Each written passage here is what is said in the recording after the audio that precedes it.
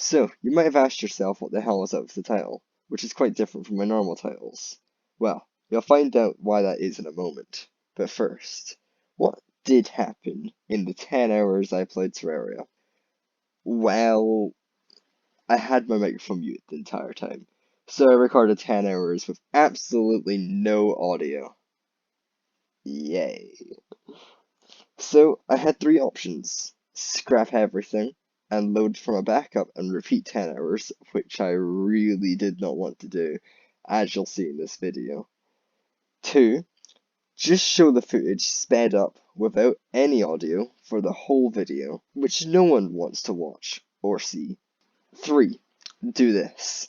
I've seen a lot of I did X for Y amount of time, and this is what happened videos around the place, so I decided I'd try one of those.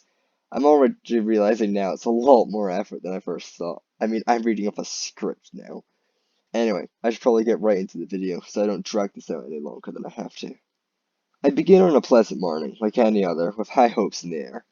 I decided I should do something productive. It's time to start preparing for the wall of flesh. But there's one problem first. I don't have a complete house. So that's how the first 2 hours just disappeared. First, I disposed of the vile dirt walls that have been covering my chest for way too long, and I replaced it with some incomplete marble, as I'm definitely going to fill that in soon. Then I went to my main room and made a pretty huge window to bring that place together, but not before permanently destroying my entire desert with bombs, just to get a bit of sand. After finishing the window, I do some quick maths to figure out the size of my weapons collection room and bomb it to hell. Well, actually, only to the exact conditions to fit every weapon. I added some finishing touches, and boom, that was another room almost successfully furnished. Except I didn't fill in all the walls again, so good job me! Then I go do a quick quest fish and get on with the actual house. First I try and make it thick and curvy, but that seems very dark. I tried to put in gemspark blocks, but it just looks even worse. I scrapped the idea and work on a thinner frame, but again, not too thin, and decided to keep some of the gemspark blocks in the thicker parts. I bomb a marble biome, and eventually I work out a frame for the house.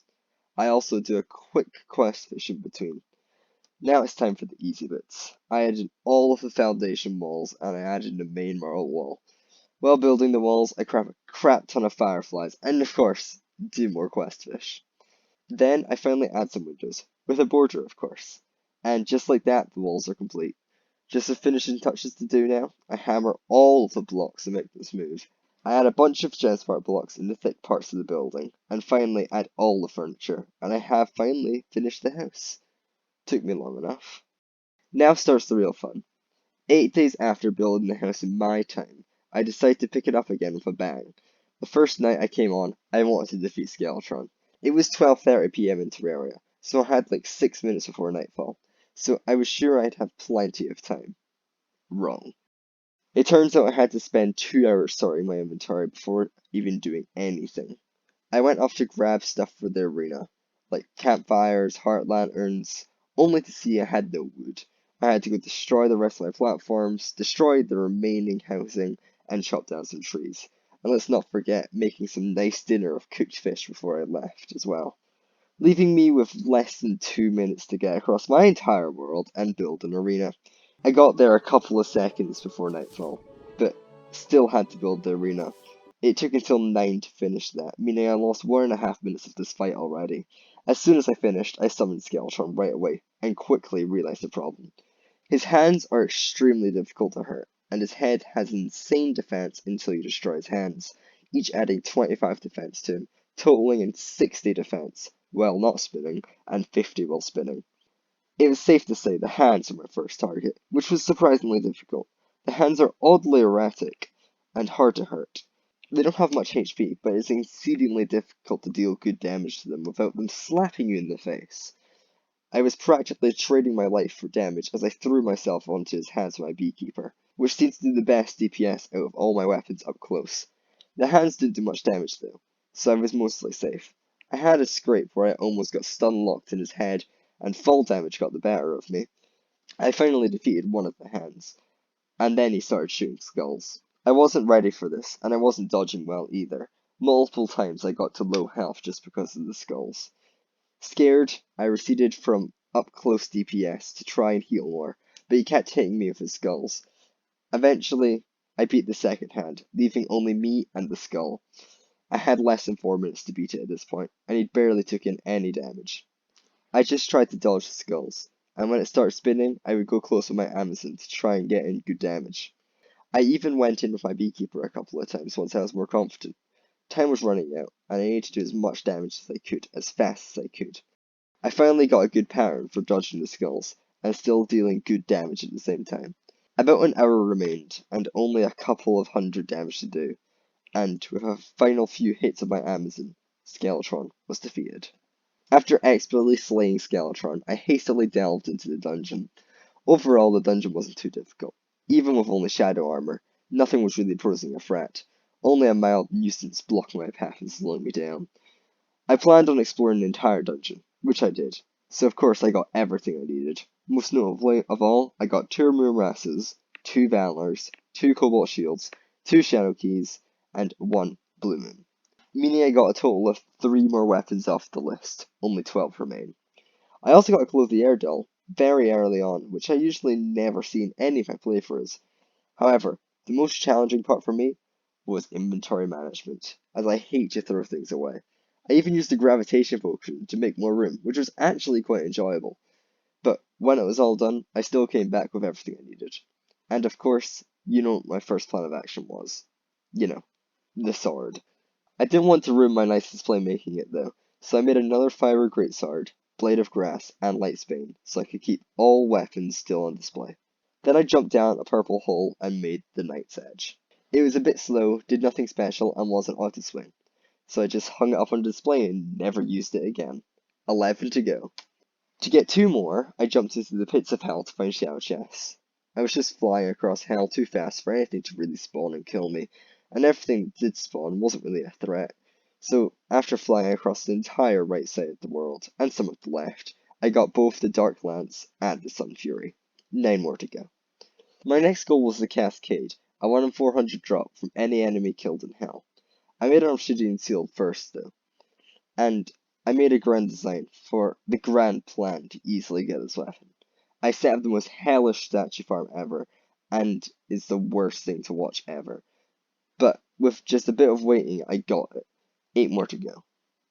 I have to get 2 items from presents, around 1 in 160 chance from any present. This is gonna take a while. I changed my time to Christmas of this year and get to killing, realizing how difficult it's going to be to get these weapons, as statue enemies don't drop presents. And now I need to desperately pray for the traveling merchant to sell what I want, a code 1 and a katana. I remember I'm actually still wearing shadow armor and fix that. I need to try and find a way to get presents fast. My first idea is to go to the dungeon, but I'm way too reckless, take way too much damage, and just don't get many presents along the way. My second idea is Old One's Army. They also don't drop presents. Great. So I just accidentally failed the event. Completely accidentally. After, I just dug a quick hole into the ice biome to get ice skates, practically straight away, upgrading my boots to Frostbark. My next idea is to just go on with my other tasks, hoping that it will just give me enough presents. So, I need gems for the rest of the face blades. I stupidly go to the desert for fossils to extractinate them. Around 700 fossils gave me 5 gems in total, which was very inefficient. I got a dinosaur out of it though, so that was pretty good. I get distracted again, and do a bunch of quest fish, and also crate fishing. And out of the iron crates, I actually got a falcon blade, which I was extremely relieved about. I finally cave and just go mining for the gems, and oh, does it pay off. I find the diamond gem cave. I got 40 diamonds, like straight away. From this point, I was set. I got so many gems, I can't believe I didn't just do this to begin with. With these gems, I made the final 3 phase blades. Just 4 more to go. The worst ones. I set up a quick little potion farm on top of the base, and head off to the corruption for plan 3, the Eater of Worlds, my worst enemy. But it's easy to kill now, and pays off quite well in terms of presents. Too bad it's quite difficult to farm for 15 rotten chunks every time for like 5 presents. So far, I've opened around 50 presents, and nothing. I tried to set up a farm in the dungeon, I gave up. I tried to set up a farm underground, I gave up. So again, I cave. I can't find any good way to do this, so I take the slow and arduous way. I sit in this farm for hours, just waiting for presents and the traveling merchant. I stay up past midnight just waiting for these presents. Early on, I get the candy cane sword, but in comparison, that one was easy. It only took around 80 presents. I sit through blood moons, nights of my battle potion, just waiting. 140 presents, still nothing. 180 presents, still nothing. Finally, I cave again. I use a method to speed up your game that basically consists of going AFK in multiplayer world and letting your computer fall asleep. When you come back on, the game will then speed up to catch up with itself. This is no different than just going AFK, except it allows me to check the traveling merchant. And then, it came. After around 230 presents, I got the fruitcake shackram. I'm finally done with presents. Just 2 more weapons to get. The katana and code 1. And I swear, these are the worst things to get in the entire free hard mode. You can't do anything to impact your chances. All you can do is wait. Wait for the 1 in 5 chance for him to spawn and pray that he sells it. I've been searching for these things ever since I defeated Cthulhu. I spent hours waiting and waiting. I've spent so many hours on this character and easily over half of it was just waiting for this prick. I checked so many times and nothing, over and over. This took me 3 days to get. 3 days of real life time, having Terraria AFK in the background. 3 nights of sleep just to wake up an hour early for school to check if he's selling anything at all. Again, after again, after again. Nothing. But you know how this ends. You know what this is leading up to. And yes, I obtained the final 2 weapons in the 3rd morning of searching. First the katana. I bought 3 of them. And 10 Terraria days later, which is equivalent to 4 more hours, I got the code 1. And I never have to look at this guy's stupid face ever again. Wait, what? You mean there's one in hard mode? Wait, don't tell me. Why is there a code 2? Wait, what? That's not even the worst one? Then what is? Obsidian swordfish. The hell is that? I need to fish for it. Wait, that doesn't sound too bad. Wait, in lava?